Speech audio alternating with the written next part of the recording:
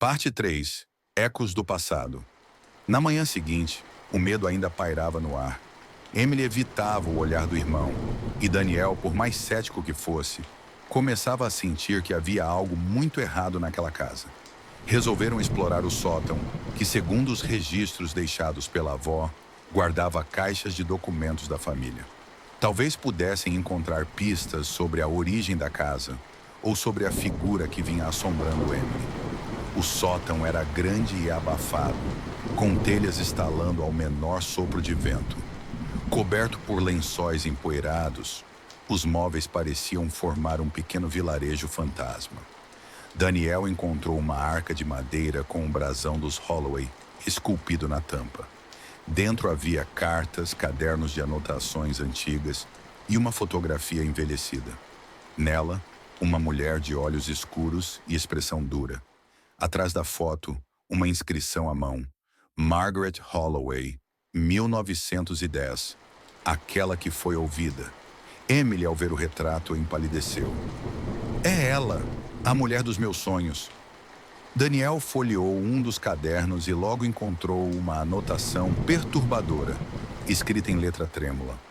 Margaret fala com os mortos. Diz que eles a escutam e agora ela também os escuta. Desde que trancou a criança no quarto escuro, ela não é mais a mesma. Anda pelos corredores à noite, murmurando palavras em latim, sorrindo para o espelho, dizendo que eles estão voltando. As páginas seguintes estavam rasgadas, como se alguém tivesse tentado apagar aquela história da memória da casa. Emily tocou o caderno e, no mesmo instante, um vento forte soprou do nada, espalhando papéis e poeira. As janelas do sótão se fecharam com um estrondo, e por um breve segundo, ambos ouviram choros, vindos do chão, das paredes, de todos os lados. Emily segurou a mão do irmão. Alguém está preso aqui e está sofrendo. Você acha que foi a tal criança? Desceram do sótão em silêncio, levando o caderno. A noite caiu mais escura do que as anteriores. A casa parecia mais viva. Daniel teve um sonho estranho. Nele estava na câmara subterrânea, mas agora as paredes estavam cobertas de sangue. Margaret estava diante dele, vestida de preto, segurando uma boneca decapitada. Ele está na casa, ainda está aqui. A criança nunca saiu, disse ela, sua voz como vidro quebrando. Acordou suando, com a impressão de que algo tocava seus pés. Levantou-se e viu pegadas molhadas no chão, vindas de dentro do armário. Mas o armário estava trancado. Ele próprio havia trancado, com chave. No quarto de Emily, o espelho começou a embaçar por dentro. Palavras surgiram na neblina do vidro. Ajude-me a sair. Na manhã seguinte, ela disse a Daniel: a criança, a que Margaret trancou. Acho que está viva aqui. Não viva como a gente, mas ainda aqui. Daniel concordou. Era hora de voltar à câmara. Parte 4. A criança no escuro. O dia estava sombrio, o céu encoberto como se o próprio mundo se recusasse a lançar luz sobre a mansão Holloway. Daniel e Emily desceram novamente à câmara oculta, desta vez armados com lanternas, sal grosso e uma velha Bíblia que encontraram na sala da lareira. As páginas marcadas com anotações em vermelho e nomes riscados. A temperatura no subsolo parecia ter caído dezenas de graus. O ar era espesso, como se alguém os observasse de todos os cantos. A boneca não está mais aqui, sussurrou Emily. De fato, o círculo de velas estava intacto, mas o centro estava vazio. No lugar da boneca, havia um pequeno desenho, feito com carvão.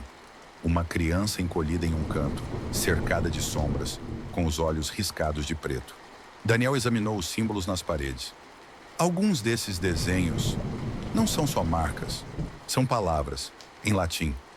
Aqui, Cloda Ianuam ne vigilem. Feche a porta, para que ela não acorde. Emily tremia. Não é a criança que eles temiam, era Margaret. Ela trancou a criança aqui para impedi-la de se comunicar. Mas o que quer que ela tenha feito, prendeu os dois. Na escuridão da câmara, um som de soluço começou a ecoar. Primeiro fraco, depois mais forte. Um choro infantil, angustiado. As velas se acenderam sozinhas. No fundo da sala, uma nova porta, antes oculta por uma parede de pedra falsa, começou a se abrir lentamente com um rangido metálico. Alguém está lá, disse Daniel. Eles atravessaram o limiar e se depararam com um quarto minúsculo, sem janelas. As paredes eram riscadas com unhas. Pequenas marcas, como de uma criança tentando sair. Havia brinquedos antigos, empilhados em um canto, todos com olhos arrancados. E no meio da sala, a boneca. Emily se aproximou devagar. Quando tocou a boneca, uma voz encheu o quarto, vinda de todos os cantos. Você me vê agora? As lanternas se apagaram. Uma risada infantil, baixa e constante, começou a crescer. Os brinquedos no chão começaram a se mover sozinhos, arrastando-se em direção a Emily. Um carrinho bateu em seu pé. Um cavalinho de madeira tombou de lado como se morto. Daniel gritou: "Saia daí!" Mas então uma figura apareceu no centro do quarto. Uma criança de pele cinzenta, olhos completamente pretos e os braços cobertos de hematomas antigos. Ela olhou para Emily e sussurrou: "Eu não queria ficar aqui. Margaret me deixou. Eu tenho medo da mãe dela." Emily caiu de joelhos. "Você quer sair, não é? Quer descansar?" A criança assentiu. Mas nesse momento, o quarto inteiro tremeu e uma nova presença surgiu. Forte, cortante, como um vento que gritava. A figura de Margaret apareceu atrás da criança, segurando um crucifixo de cabeça para baixo, os olhos agora brancos como leite. "Ele é meu! Ele é meu!" Ela berrou, com uma voz que ecoava como 1000 vozes juntas. A criança gritou. As paredes começaram a sangrar. Daniel puxou a irmã para trás e, com a Bíblia em mãos, começou a recitar em voz alta os salmos anotados. Margaret gritou, avançando sobre eles, mas a criança ergueu o braço e sussurrou algo que nem mesmo os vivos pareciam entender. Margaret congelou, a carne do rosto começou a se derreter e ela foi puxada para trás por mãos invisíveis que surgiram das paredes, arrastando-a para o escuro. Então, silêncio. A criança olhou para Emily uma última vez. "Obrigado." E desapareceu, em uma nuvem de poeira que subiu ao teto e se dissipou como fumaça. Parte 5. A última noite. Após a dissipação da criança e a queda de Margaret Holloway nas sombras, a câmara subterrânea silenciou. As velas se apagaram por conta própria e uma brisa quente percorreu o espaço. Algo novo, quase reconfortante. O terror que antes encharcava cada pedra da casa parecia ter sido arrancado pela raiz. Emily e Daniel subiram de volta à superfície, exaustos, cobertos de poeira e com os olhos vazios. A casa, antes opressiva, agora parecia velha, apenas velha, não viva, não consciente. Por precaução, dormiram juntos na sala, perto da lareira. Nenhuma porta bateu, nenhum espelho embaçou, nenhum choro ecoou na madrugada. Na manhã seguinte, Emily olhava pela janela, o sol filtrando-se por entre as folhas. "Acho que ele foi libertado." Daniel assentiu. "E Margaret foi condenada àquilo que ela própria criou." Decidiram deixar a casa naquele mesmo dia. Reuniram apenas o essencial, trancaram as portas e saíram sem olhar para trás. No portão, Emily virou-se por um instante.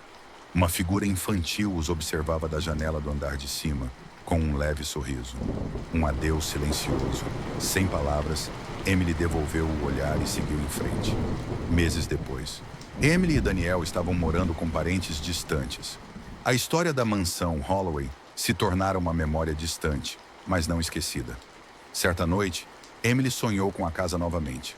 Desta vez, ela estava em ruínas, envolta em trepadeiras, completamente tomada pela natureza. No meio do saguão, a criança brincava sozinha. Parecia em paz. Sorriu para ela e então desapareceu na luz que atravessava o teto quebrado. No dia seguinte, ela acordou com uma sensação estranha de encerramento. Mas algo estava diferente. No criado mudo havia uma boneca, a mesma boneca, intacta, sem pó, sem olhos, e um sussurro vindo do espelho. A porta nunca esteve totalmente fechada.